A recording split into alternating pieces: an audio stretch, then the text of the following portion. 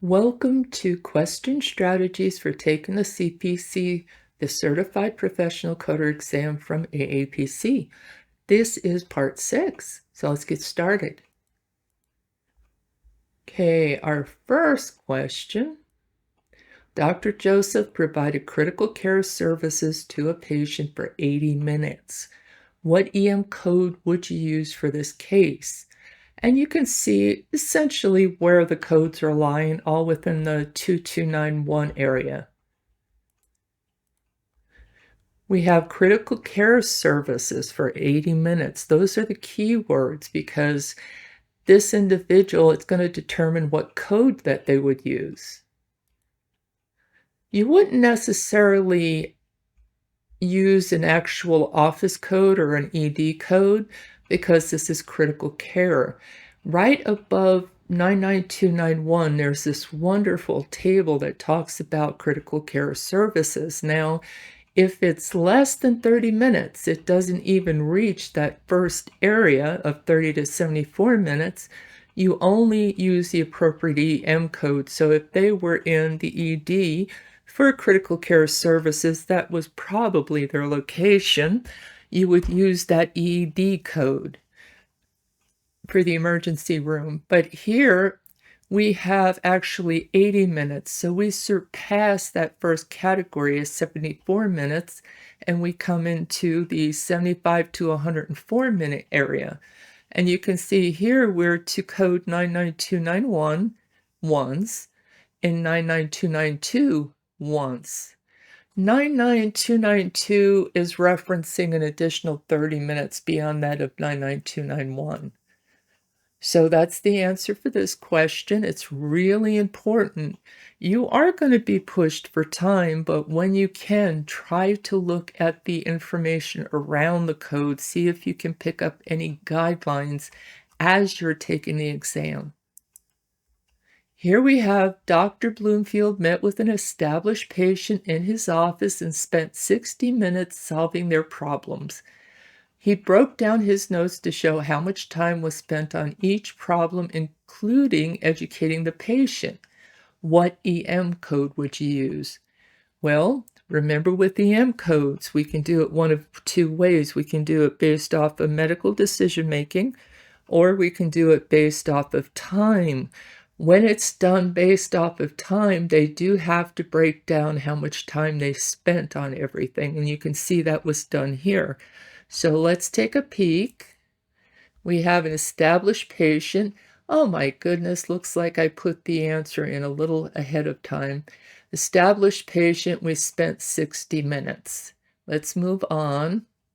This is what I wanted to show you, is that under 99215, which goes up to, well, it goes past 40 minutes, but you must meet 40 minutes and also to use it. If you look down below, there is for services 55 minutes or longer, use the prolonged services code 99417. So along with the 99215, you need to include 99417. It's really important. Like I said, when you take an exam, you're going to be a bit nervous, but you need to try to glance through any of those parenthetical notes that might show up with each one of the codes. So let's continue on. What is the full description of 10061? And I show the different descriptions. So let's look at how this one code shows up in the CPT book. We show incision and drainage of an abscess, carbuncle, and then it goes through the different types, simple or single. That was for 10060. And right below that only shows complicated or multiple. So if you were to read 10061 properly, it would be incision and drainage of an abscess. It would go through all the different types, the carbuncle, cutaneous abscess, cyst, and you would stop at the semicolon, and instead of saying simple or single, you would come down and say complicated or multiple. So you have the full description. It's just not of complicated or multiple. So if we look at the answers here, We can see that it's incision and drainage of an abscess, carbuncle, and it goes through the different types. It stops at the semicolon, and it includes complicated or multiple. So anything that just shows complicated or multiple or gets carried away with how much it puts within the sentence are incorrect.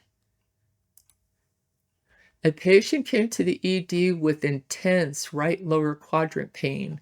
After confirmation from a CAT scan, the patient was taken to the OR to undergo an appendectomy.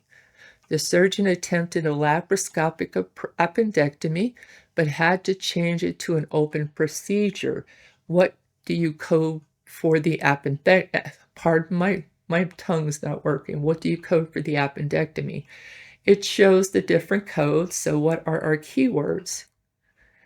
He had an appendectomy. It went from a laparoscopic appendectomy to an open approach. Whenever it goes from one to the other, you always code the more difficult approach. So you would be coding the open approach. Now, it does come to say that whatever facility you're working for, you need to check how they want you to code this. Some of them encode a Z code or showing that the approach has changed. It's not a Z code, it's a CPT code. But you would have to check with the facility you work at. For this one, we would be 449450. That is the code within your CPT book for an incisional appendectomy. It has nothing to do with laparoscopic. A 10-year-old underwent an adenoidectomy last year, and now they're undergoing a second adenoidectomy. What would be the CPT code for the second adenoidectomy? Well, your adenoids can grow back. If any little piece is still there, it can grow back. So this goes through different codes within that area. Let's take a peek at our keywords. 10-year-old, so the age is important, and I've done it again, gave you the answer without showing you. But they underwent a second adenoidectomy. And it's showing that adenoidectomy secondary, younger than age 12, is 42835. And I want to thank you for being part of this little review. I hope it helps you when you take your exam. Thank you.